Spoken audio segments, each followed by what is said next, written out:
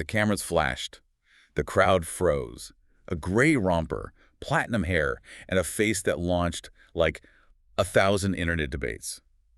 Just like that, Hollywood had a new obsession, and a former child star was back in the crosshairs. Welcome to Starscope Report. Join Jordan and Jamie as they uncover Hollywood drama, music industry shakeups, and viral influencer scandals. From red carpet surprises to social media controversies, we dive deep into the stories behind the fame. And today, our mission for this deep dive is exploring a headline that's been completely dominating the conversation. It's called "The Scary Truth About Amanda Bynes." Oh yeah, it is everywhere right now. It really is. So we are looking at a massive stack of recent sources, tabloid photos, and all those social media reactions. Our goal here is to cut through the noise, right? Yeah. We want to separate the viral speculation from the actual documented reality of her life today on June 16th, 2026. And I mean, when I saw the photos of Amanda outside a Los Angeles convenience store this week, my first thought wasn't actually about her outfit. Really? What was it?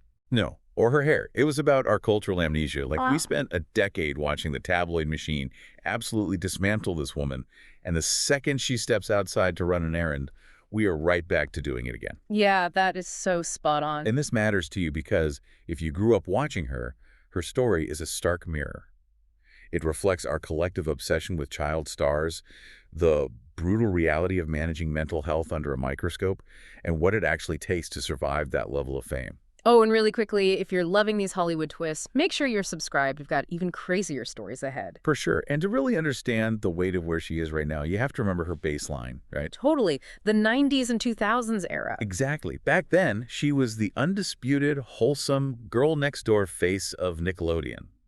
She anchored all that and had her own namesake sketch comedy program, The Amanda Show. She was literally the comedic prodigy of her generation. She was, but then she abruptly walked away from acting in 2010, and what followed was basically a decade defined by a painfully public spiral. I mean, it was relentless. There was the 2012 DUI arrest in West Hollywood, where she allegedly refused a breathalyzer, right? And she famously tweeted at President Obama asking him to fire the arresting officer. Yeah, that tweet is still infamous. Then there was a hit-and-run charge, and then the legal hammer really came down. A 9-year conservatorship that didn't end until March 2022. And, we throw the word conservatorship around a lot in pop culture now. Definitely, especially lately. Right. But let's define what that functionally means for her. For nearly a decade, she could not legally make basic decisions about her own body, her finances, or her schedule. Wow. Yeah, the state effectively stripped her of her adult autonomy. And even after that legal framework ended in 2022, the transition wasn't, magically smooth. No, not at all. In March 2023, she was placed on a psychiatric hold after she was found roaming the streets of LA naked. But a crucial, often overlooked detail of that night is that she flagged down a car, recognized she was coming down from a psychotic episode, and she dialed 911 herself. Wait, she called 911 herself? She did. That level of self-awareness in the middle of a crisis is just staggering. Which kind of brings us to the recent sighting on June 9th, 2026. Let me paint the picture for you. Go for it. So she steps out for a solo run to a 7-Eleven. She's wearing a form-fitting gray jersey romper with a scooped neckline and boy short style bottoms, and it's layered under this oversized open gray trench coat. Okay, very casual. Very. She's carrying a classic black quilted leather bag with a silver chain strap, phone and keys in hand, makeup-free, platinum blonde hair pulled half up. It is literally the most mundane, casual errand imaginable. And yet the internet immediately dissects her appearance with, microscopic intensity. Completely. And they aren't even focusing on the outfit. They completely zero in on her face. Specifically, they hyperfixate on her missing eyebrows. The eyebrow comments were everywhere. It's wild to watch the comment sections explode over something so trivial when the woman is simply buying snacks. The sheer level of scrutiny applied to a woman buying a beverage is astounding. But, to provide some context, her physical transformation over the last few years has been pretty dramatic. Yeah, she looks different. She does. And she has actually been incredibly transparent about it. By late 2025, she shared that she had lost nearly 30 pounds. She went from 180 to 152 pounds, and she said she used Ozempic. Oh, right. The GLP-1 medication. Exactly. It fundamentally alters metabolic pathways and appetite. And she stated very plainly that she just wanted to feel, quote, skinny and cute. She's also been remarkably candid about plastic surgery, too. She underwent a blepharoplasty. Right, the eyelid surgery. Yeah, for those unfamiliar, that's a surgical procedure to remove skin folds from the corners of the eyelids. And while it's a common surgery that can sometimes improve a patient's peripheral vision, she was very clear that her motivation was strictly for her self-esteem. She called it one of the greatest things she could have ever done for her self-confidence, I think. She did. And then there's the heart-shaped face tattoo she got back in 2019, which she recently spent a year getting lasered off. Which is, I mean, that's a painful, grueling process that typically takes 10 to 12 sessions. So, yes, the architecture of her face has visibly changed over time. Right. But the public reaction to this June 9 outing was almost pathologically obsessed. On Facebook and Instagram, people were writing things like, "The eyebrows are gone," and "Is she fading her eyebrows?" It's just nonstop scrutiny. Juxtaposed, of course, with comments like, "She looks amazing." It's this constant tug of war over her physical form. Let's just pause and really look at what's happening here. It's like looking at a masterpiece painting that's been in a fire. Instead of marveling that the canvas survived it all, the internet is obsessing over a tiny singe mark in the corner, her eyebrows. Wow, that's a really good way to put it. Right. The internet's reaction completely misses the point of her journey. We're looking at someone who survived a highly publicized breakdown, severe mental health struggles, Yeah. and a decade of legal control. Yeah, immense survival. And instead of acknowledging that, the public is fixated on her cosmetic choices. The irony is, just days later, by June 14, she was photographed again, and she had natural-looking eyebrows. It just proves how exhaustively her day-to-day existence is monitored. You're touching on something critical regarding bodily autonomy here. Child stardom under a major network is like growing up inside a pressure cooker where a corporation controls the release valve. Yeah, you don't own your image at all. Exactly. You are a product. When you spend your formative years having executives dictate your hair, your weight, and your wardrobe, and then you spend your 30s in a conservatorship where you don't even own your legal rights, the eventual explosion is totally inevitable. Absolutely. What we are seeing now with her appearance, the platinum hair, the cosmetic procedures, the tattoos, and their removal, isn't an explosion, though. It is a radical, almost aggressive reclamation of her own body. She's taking it back. She is finally picking up the pieces and building a completely different kind of identity entirely on her own terms. But, here's the paradox of Amanda's new life.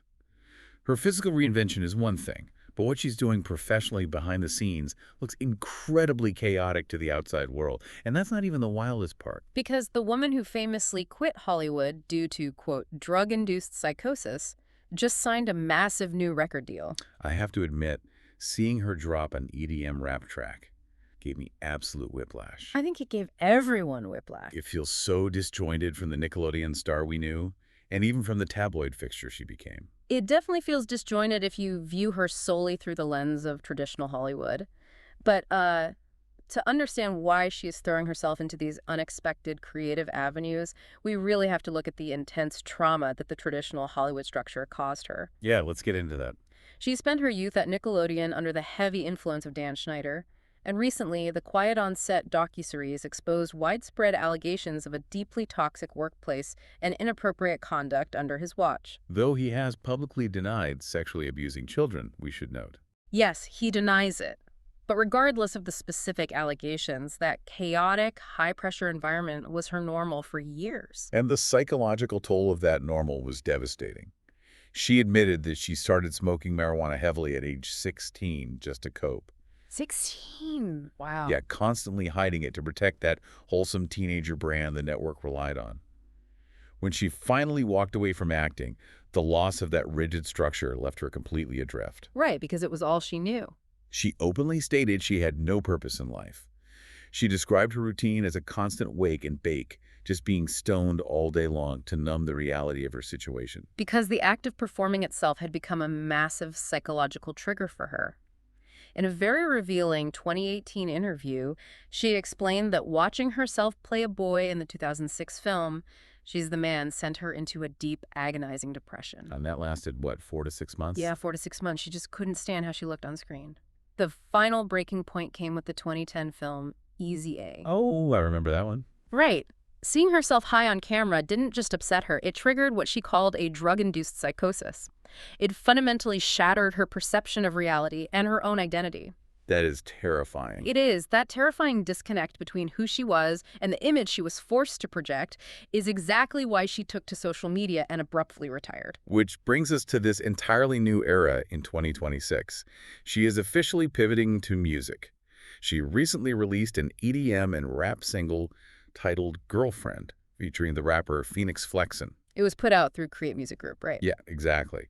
And the track is described as having a smooth West Coast bounce with a flirt-heavy energy. And the public reaction to this pivot is surprisingly nostalgic. It's almost protective. Fans are commenting things like, "This is so 2007 MySpace, and I love it." Oh, I totally saw that comment. Another user wrote, "OMG, Amanda Bynes in her pop star era. I seated." There are even viral threads begging for collaborations with artists like Paris Hilton or Charlie XCX. But the thing is, the music is just one piece of this puzzle. She is finding multiple, highly varied creative outlets. Right, she went back to school. Yeah, she graduated from the Fashion Institute of Design and Merchandising, FIDM, in 2019. In late 2024, she collaborated on a clothing collection featuring her own original artwork with designer Austin Babbitt, who goes by Ass Pizza. Okay. She briefly co-hosted a podcast, and just this month, in June 2026, she teased on Instagram that she is producing pink metal mesh beanies. And we cannot forget the OnlyFans account. Yes, this is where I think things get incredibly fascinating. She launched an OnlyFans account in 2025, but she made a very public point of stating she would not be posting explicit content. Oh, really? Yeah, instead she uses it strictly as a platform to DM and chat directly with her fans. Think about the brilliant irony of that choice, though. OnlyFans is a platform globally famous for extreme vulnerability and exposure. Oh, totally. And yet, she is using it to build a heavily guarded, strictly text-based fortress. She found a way to monetize her fame while controlling exactly who has access to her behind a paywall entirely on her own terms. Right. But I do have to push back here, because this is the part that worries me. Is there a danger in doing your, messy 20s exploration in front of millions of people when you have a documented history of severe mental health crises? That's a fair question. I mean, we are talking about an EDM rap track, metal mesh beanies, and an OnlyFans account. She had a psychotic break triggered by her highly visible public image. Yeah. Now she is actively creating a new, highly visible public image. How is that safe? Is this a genuine reinvention, or is this someone desperately throwing creative spaghetti at the wall to see what sticks? You are absolutely right to be concerned. The guardrails of a studio system or a conservatorship are completely off, and that level of public experimentation carries immense risk for someone with her medical history. It just feels so precarious. It does, but I actually view this spaghetti on the wall phase as a necessary, deeply healthy exploration. For her entire early life, she was handed a script. She was told where to stand, how to emote, and who to be. Without that structure, she floundered. Now, in her late 30s, she is finally getting to experience the messy trial-and-error autonomy that most people get to experience privately in college. Just doing it on a public stage. Exactly. Yes, she is doing it in public, which is risky. But the crucial difference is that this time she is the director. If she wants to make a podcast one day and design a pink beanie the next, she holds the power to do so, or to just stop. So we have the dramatic physical reinvention and the sprawling creative experimentation. But later in this deep dive, we'll talk about the shocking twist nobody saw coming. The one anchor keeping her grounded through all of this noise. So stay tuned and hit that subscribe button so you don't miss what's coming next. Because if we only focus on the flashy headlines, the face tattoos, and the record deals, we miss the most important mechanism of her survival. Right. We need to look at the quiet, mundane force in her personal life that makes this entire new chapter possible. Exactly. Because the biggest plot twist in Amanda Bynes' story right now isn't a scandalous meltdown. It isn't a dramatic Hollywood comeback. It's her newfound, fiercely protected stability. And to appreciate that stability, we really have to recognize the grueling, unglamorous reality of her treatment. We discussed the psychiatric hold in early 2023. What happened after that hold is vital. She did just go home, right? No, she actively enrolled herself in an intensive inpatient treatment program in Orange County. And sources reported she specifically chose an inpatient facility because she knew she needed to avoid being alone with her own thoughts. Wow. That requires a profound level of self-awareness and a genuine desire to get well. And that hard work and treatment is paying off in very tangible ways. She eventually graduated from the strict initial status at that facility down to a minimal supervision group. Which is huge progress. It is. That clinical progress is exactly what allows her the freedom to make those scheduled excursions around Los Angeles. Right. It's what allowed her to take that solo 7-Eleven run that broke the internet. Right. She earned that independence through rigorous mental health care. But she doesn't have to navigate that independence entirely alone anymore. Enter Zachary Khan. Yes. Let's talk about Zachary. They have been quietly dating since late 2025, and it is the furthest thing from a flashy, PR-orchestrated Hollywood romance. Thank goodness. Right. When the paparazzi do manage to catch them, they are doing the most spectacularly normal things. They share very rare, subtle public PDA, just holding hands while crossing the street after grabbing lunch. Very low-key. They go shopping for clothes together at Goodwill. They stand on the sidewalk and take smoke breaks. According to sources cited by the Daily Mail, this relationship isn't a dramatic rush to the altar. It's not an intense pressure cooker situation. Which is exactly what she needs. Exactly. Instead, Zachary provides something she has arguably lacked for her entire adult life. Consistent, grounding support. He treats her with respect, and most importantly, he brings a steady rhythm to her days that acts as a counterweight to her chaotic past. Which really forces us to redefine what a successful narrative looks like. We are culturally conditioned to crave a cinematic rise and fall and rise story, you know. Oh, we love a comeback arc. We want the troubled star to return to the silver screen, give a tearful monologue, and win an Oscar. But does true, hard-fought recovery actually look like a movie? Or does it just look like going to a thrift store with your boyfriend, drinking an iced coffee, and living a quiet life? I think that is the ultimate takeaway from this entire timeline. The title of this deep dive was The Scary Truth About Amanda Bynes. But the reality is, the scary truth isn't scandalous or terrifying at all anymore. Not at all. The truth is that she is finally just a normal 40-year-old woman figuring her life out. She is exploring eccentric hobbies, she is running errands at convenience stores, and she is hanging out with her partner. Yeah. She is existing entirely outside the toxic machinery of the industry that nearly destroyed her. Which is honestly a far greater victory than any box office hit could ever be. It absolutely is. And, it leaves you with a lingering thought to carry with you. When we, as the public, demand a polished comeback from child stars who have been through the psychological ringer, are we really asking them to heal? That's a great question. Or are we selfishly asking them to entertain us again? Maybe the ultimate triumph for Amanda Bynes isn't returning to a television screen to make us laugh.